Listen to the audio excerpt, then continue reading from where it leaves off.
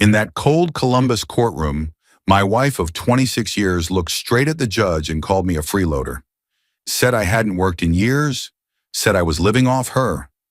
Her lawyer sitting right beside her gave a small nod, like it all made perfect sense. And for a second, I almost believed her. The room smelled like old paper and burnt coffee. One of those government buildings that never really got updated, just patched over. Fluorescent lights humming overhead. The kind that makes everyone look a little more tired than they already are. I sat there at the defense table, hands folded in front of me. I remember noticing my knuckles, still rough. Small scars along the side of my fingers from years of cutting insulation, scraping metal edges, tightening bolts in tight spaces. I rubbed my thumb across one of them without thinking. Across the aisle, Karen didn't look at me. She was sitting up straight, shoulders squared, wearing a navy blazer I'd never seen before. Her hair was cut shorter than she used to keep it, styled, controlled, like everything else about her now. Mr. Ellison, her lawyer, said Smooth and Steady has not maintained consistent employment for several years. My client has been the primary financial provider. I heard a couple of quiet shuffles behind me, someone adjusting in their seat, paper sliding against paper. I didn't say anything. That was the strange part. I didn't feel the urge to jump in. Didn't feel angry in the way you'd expect. It was more like something heavy settling in my chest. Like when you realize you've been standing out in the cold too long and you didn't even notice when you stopped feeling your fingers. The judge glanced down at the file in front of him, but didn't speak yet. Karen finally leaned forward slightly. He hasn't worked in years, she said, her voice clear, steady. I've been handling everything. Bills, finances, all of it. Handling everything. I almost let out a breath at that. My mind went somewhere else for a second. Not the courtroom, not the divorce. Just a memory. January. Must have been around 2005. Middle of the night. Snow coming down thick enough it swallowed the streetlights. I was under a house in Grove City, lying on my side in mud that had half frozen. My gloves were soaked through. Couldn't feel my fingertips anymore. Furnace line had cracked. Young couple upstairs with a baby. Heat had gone out. I remember the husband hovering near the crawl space opening flashlight, shaking in his hand. Is it bad? He asked. I didn't answer right away.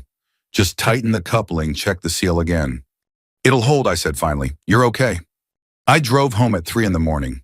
Truck heater barely working, my back screaming.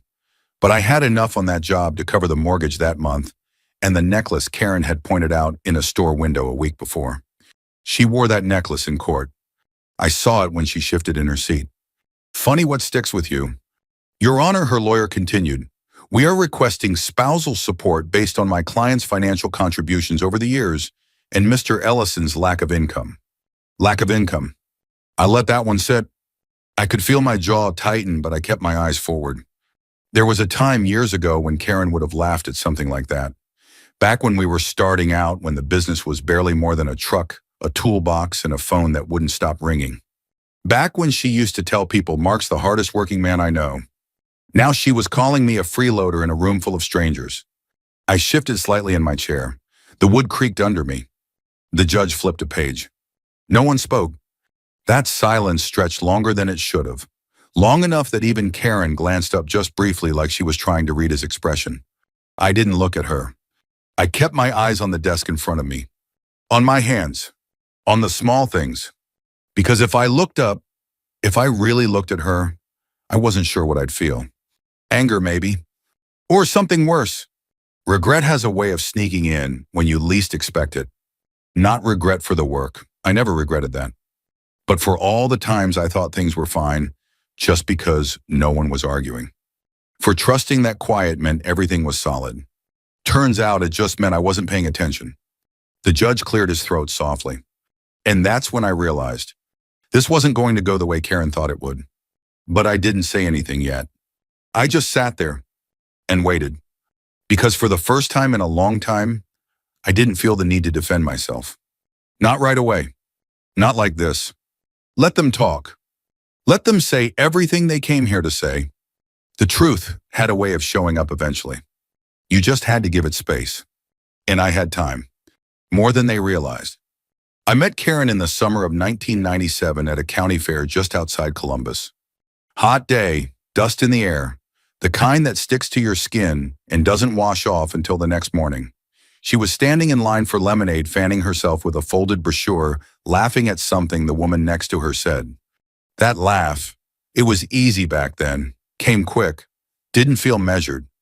I remember thinking that's someone who doesn't overthink things. I was wrong about that, but not right away. We got married the next year, small ceremony, church in Westerville. My mother cried the whole time. Karen held my hand so tight during the vows I thought she might crush my fingers. We didn't have much. First house was a little ranch, 2 bedrooms, 1 bathroom backyard that sloped just enough to make mowing it a pain. The furnace rattled in the winter and the kitchen light flickered if you turned on the microwave at the same time. But it was ours. I started the HVAC business in 2003.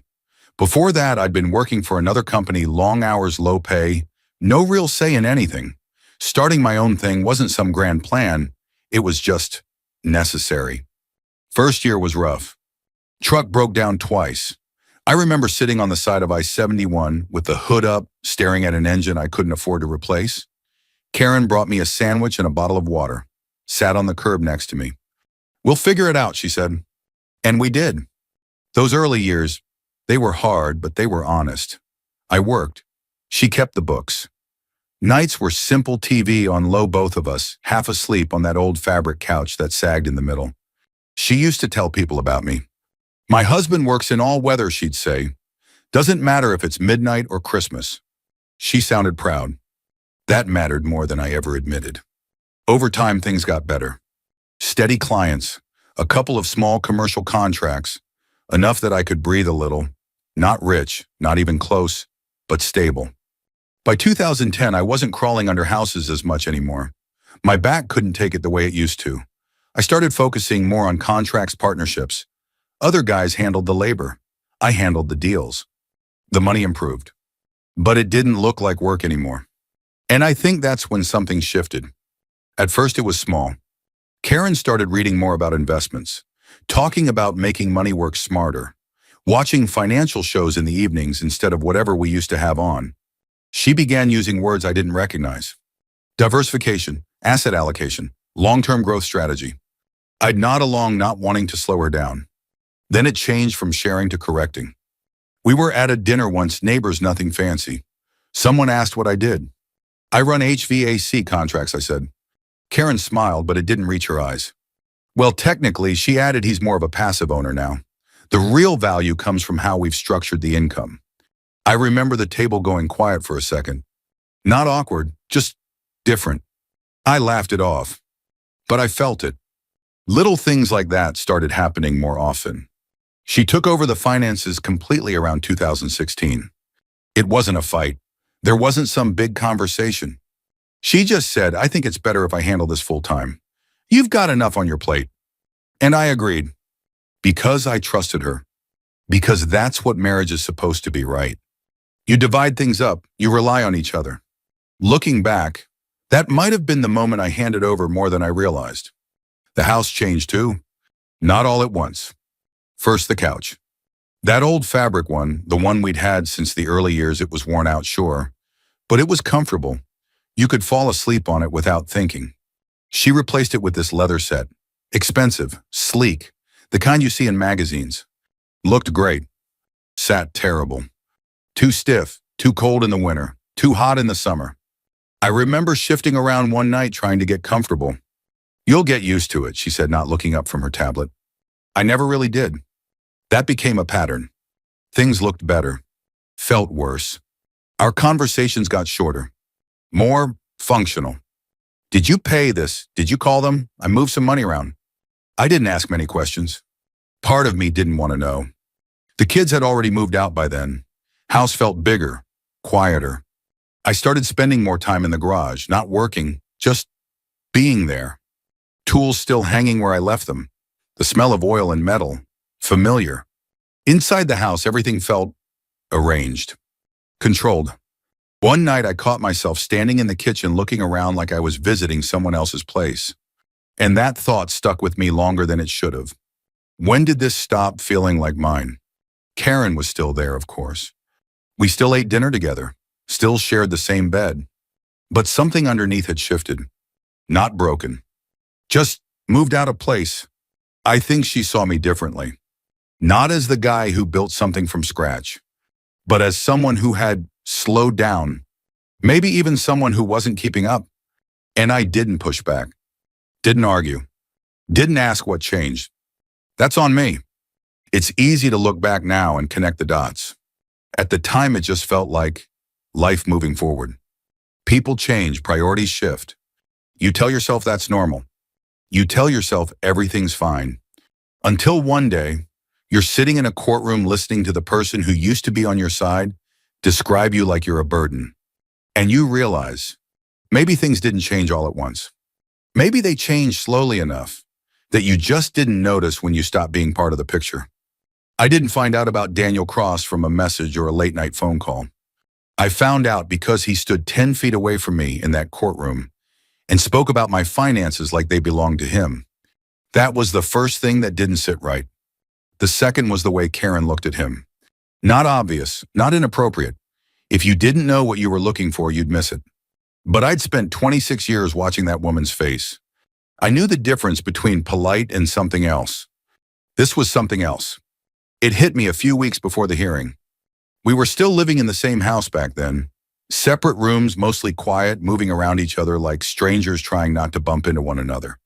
One evening, I came in from the garage and heard her laughing in the living room. Not the kind of laugh you give out of habit. A real one. Light open. I stopped in the hallway. Didn't mean to listen. Just froze there for a second. She was on the phone. I know she said softer now. You always say that. Pause. Then she laughed again. And something about that sound pulled me straight back to 1998, to the woman standing in that church, squeezing my hand like I was the only thing keeping her steady. I hadn't heard that laugh in a long time. Not with me. I stepped into the room a second later. She turned, saw me, and her face changed almost instantly. Not panic. Just closed. Who was that? I asked. Work, she said. Too quick. I nodded. Didn't push it. That night I didn't sleep much. Not because I had proof of anything, but because something in my gut had shifted. A few days later, I got the divorce papers. Filed clean, structured, efficient. Her lawyer's name at the top, Daniel Cross. I stared at that name longer than I should have. It rang a bell, but I couldn't place it right away. Then it clicked. Karen had mentioned him once, maybe twice, said he was helping with some financial structuring. I hadn't thought much of it at the time. Why would I trusted her. That word again. Funny how it comes back around. The deeper problem didn't show up until later.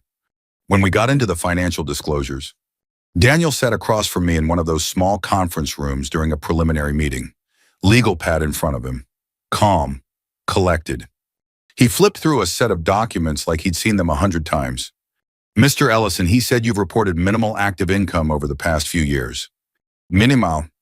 I didn't respond right away. He kept going.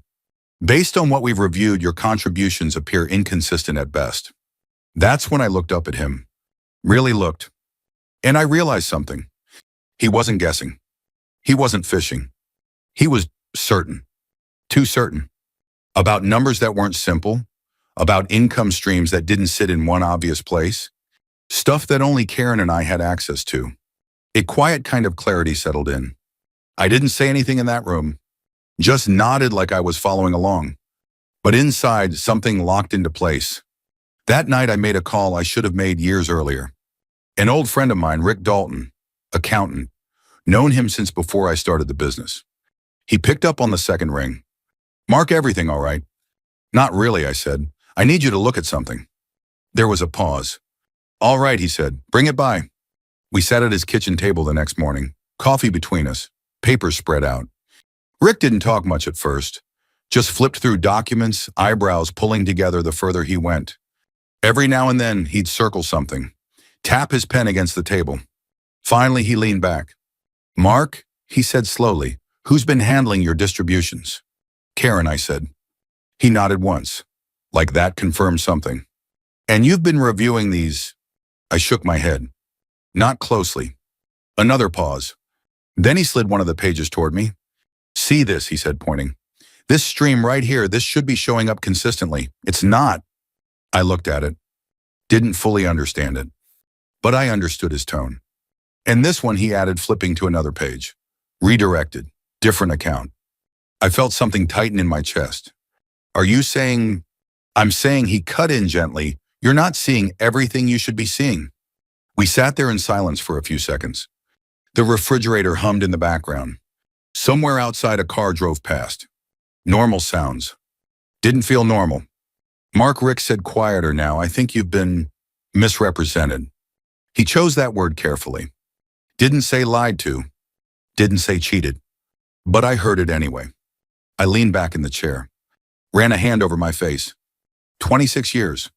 And somehow, I'd let things get to a point where I didn't even recognize my own finances.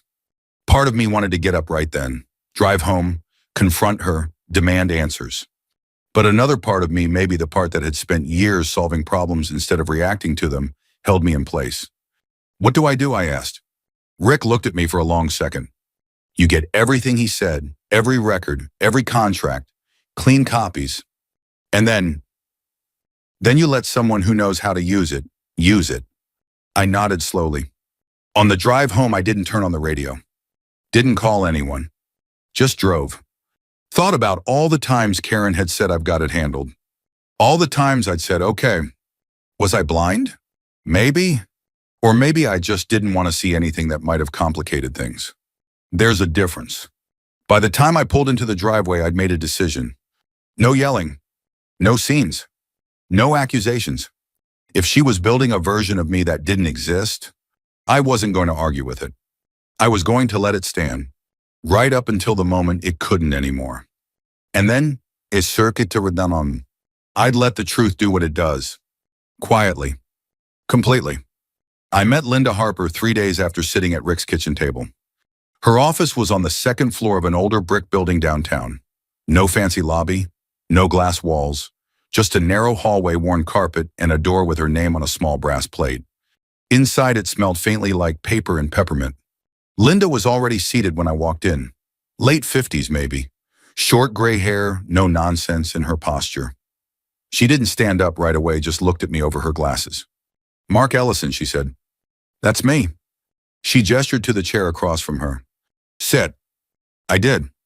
She flipped open a folder in front of her. Rick must have sent things ahead and scanned a few pages before speaking again. You've been quiet so far, she said. I didn't see the point in arguing without knowing what I was looking at. She nodded once. Good. That was it, no small talk. She tapped the edge of the file with her pen. They're building a narrative, she said, and right now it works for them. I leaned back slightly. Yeah, I noticed. She looked up at me, then really looked. You want to fight it? I hesitated. Not because I didn't know the answer, but because I wasn't sure how to say it. I don't want to fight, I said finally. I just don't want to be turned into something I'm not. She held my gaze for a second longer, then gave a small nod. All right, she said, then we don't fight. That caught me off guard. She closed the folder. We let them talk, she continued. We let them say everything they think is true, and then when they're done, we show the actual numbers. I let out a breath I didn't realize I was holding. No big moment, I asked. No theatrics, she said. Judges don't care about drama. They care about facts that don't move. That sounded right. Familiar even. Like fixing something. You don't bang on it. You find the problem. You correct it. What do you need from me, I asked. Everything, she said. Every contract, every distribution, every piece of paper that shows where your income comes from. Clean copies, no guessing. I can get that. I know you can, she said. You've been doing this a long time. There was something in her tone that felt steady, not encouraging, not sympathetic, just certain. I left her office with a short list and a clear direction. And for the first time since this whole thing started, I felt like I had something solid under my feet. The next few weeks weren't dramatic. They were quiet, methodical. I spent most of my time gathering records, old contracts, payment statements, emails from partners confirming distributions. Stuff I should have been paying closer attention to all along. I worked out of a small condo I'd rented on the north side of town. Nothing special. Beige walls, thin carpet, a kitchen that echoed when it was too quiet. Most nights dinner was whatever I could heat up in a few minutes. I'd sit at the small table by the window, paperwork spread out in front of me, and go through everything line by line. Sometimes I'd stop, not because I was confused, just because I'd catch myself thinking about how different things used to feel. 26 years is a long time. Long enough to build routines you don't even notice. Long enough to assume certain things will always be there. I didn't miss the arguments, we never had many of those. I missed the ease, the way things used to feel simple. That was the part that got me. One night I found myself staring out the window at the parking lot below, snow coming down light. Not enough to cover anything, just enough to make everything look a little softer. I remember thinking, is this really what it comes down to, paperwork and numbers?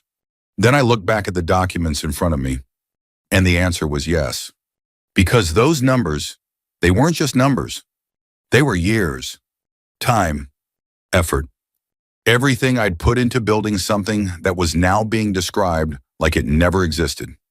That's what kept me going. Not anger, not revenge, just the idea that I wasn't going to let that version of me stick. I met with Linda again a week before the hearing. She reviewed everything carefully, didn't rush, didn't comment much while she was reading. When she finally looked up, she closed the folder and rested her hands on top of it. "This is clean," she said. I nodded. "So what happens now?" She leaned back slightly. "Now we wait." That word again.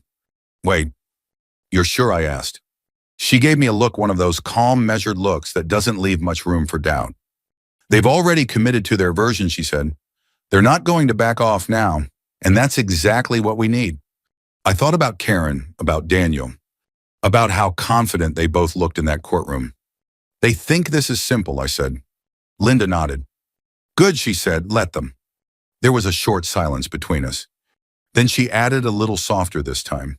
"You don't need to prove anything by speaking, Mark. Just sit still, let it unfold." I sat with that for a second. It went against instinct. Every part of me wanted to explain, to correct, to set the record straight. But I'd spent enough time fixing things to know. Sometimes the best move is not to interfere while something's revealing itself. The night before the hearing, I didn't sleep much. Not from nerves. More from thinking. I lay there in that quiet condo, staring at the ceiling, going over everything in my head. The years. The choices. The moments I could have paid more attention. There were a few. Not many. But enough. I didn't hate Karen. That's something I figured out lying there in the dark. I didn't even feel anger the way I thought I would. It was more like distance. Like looking at something that used to be close and realizing it wasn't anymore. And that maybe it hadn't been for a while. Around 3 a.m, I got up, made a cup of coffee, and sat at the table. No paperwork this time. Just quiet. I remember thinking, whatever happens tomorrow, at least I know what's real. And that was enough. The next day, I walked into that courtroom the same way I always had. No rush. No performance. Just as steady. Karen was already there. Daniel too. Same setup, same posture, same confidence. Nothing had changed on their side, which was exactly what Linda had counted on. I took my seat, folded my hands, and waited, because everything that needed to be said was already sitting in that folder. The room felt smaller that morning. Same walls, same lights, same quiet hum overhead. But there was a tension in the air now, subtle, like something was about to shift, even if no one could name it yet. Karen sat where she had before, composed, confident, hands resting neatly on the table. Daniel Cross leaned slightly forward, one hand on his legal pad, the other adjusting his cuff like he'd done this 100 times. Maybe he had. I took my seat across from them, same as before. Hands folded, back straight, quiet. Linda sat beside me, already flipping through her folder, not rushed, not slow, just steady. The judge entered. Everyone stood, then sat again. A few procedural things first, nothing important. Then Daniel stood. "Your Honor," he began, voice smooth, controlled, as previously stated. "Mr. Ellison has demonstrated a consistent lack of active employment. My client has carried the financial burden of the household for several years." Same tone, same confidence. He continued, referencing documents they had submitted. Numbers that were technically accurate, just not complete. That was the trick. Not lies. Just pieces. Karen didn't speak this time. She didn't need to. The story had already been built. I could feel a couple of eyes on me from behind. People in the gallery may be waiting for a reaction. I didn't give them one. I just listened. Let him finish. When Daniel sat down, the room settled again. A pause. The judge looked toward Linda. Mrs. Harper. Linda stood. No rush, no dramatic movement. Just calm. Your Honor, she said, we would like to submit one additional document for the court's review. One. Not a stack, not a binder. Just one. She walked it forward and handed it to the clerk, who passed it up. The judge took it, adjusted his glasses slightly, and looked down. No one spoke. You could hear paper shift, someone in the back clearing their throat. Then silence again. The judge's eyes moved slowly across the page. Once, then back up to the top. He paused, removed his glasses, wiped them with a cloth from his pocket, put them back on, and read it again. That's when the room changed. Not loud, just different. He leaned back slightly. Mr. Ellison, he said, looking in my direction, this document indicates an annual income of approximately $370,000, derived from ongoing business contracts and ownership distributions. No one moved. Then he added, and I want to be clear, this is consistent over the past several years. Linda answered, yes, Your Honor, verified through direct contract statements and third-party records. Another pause. The judge looked down again, then back up. So he said slowly, an annual income of that amount is being presented here, in the context of freeloading. That word hung in the air. Freeloading? I didn't look at Karen right away, but I heard her shift. A chair leg scraped lightly against the floor. What? She said, her voice thinner now. How much? No one answered her directly. The judge had already turned his attention back to the document. Daniel leaned forward quickly. Your Honor, if I may, there may be a misunderstanding regarding how these figures. The judge raised a hand. Not sharply. Just enough. I'm reading from the submission provided by opposing counsel, he said. You'll have an opportunity to respond. Daniel sat back. Not as composed as before. Karen stared at the paper in the judge's hand, like it might change if she looked at it long enough. It didn't. The judge flipped to another page. Mr. Cross, he said, can you explain why these income streams were not reflected in the earlier financial disclosures? There it was.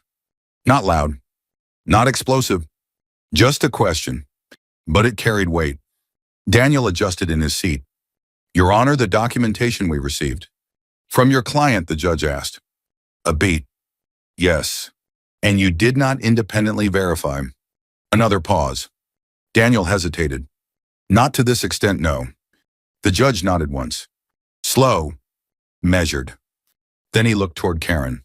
Mrs. Ellison, he said, were you aware of these income streams? Karen opened her mouth. Closed it. Looked at Daniel.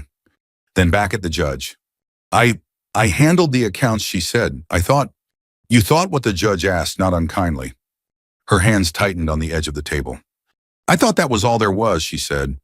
It didn't sound convincing. Not even to her. The room stayed quiet. No one rushing to fill the space. I sat there. Still. Same as before. But something inside me had shifted. Not satisfaction. Not exactly. More like something settling into place. The version of me that had been built in this room. It couldn't hold anymore. Not with facts sitting right there in front of everyone. Linda didn't say anything else. She didn't need to. The document had done its job. Clean. Clear. Final. The rest of the hearing moved differently. Questions changed. Tone changed. What had started as a straightforward claim now had gaps in it. And those gaps mattered. By the time it ended, no one was talking about freeloading anymore. They were talking about discrepancies, about reporting, about credibility. I stood when the judge dismissed us, gathered my things, didn't rush, didn't look around for reactions. I glanced at Karen once, just once. She wasn't looking at me.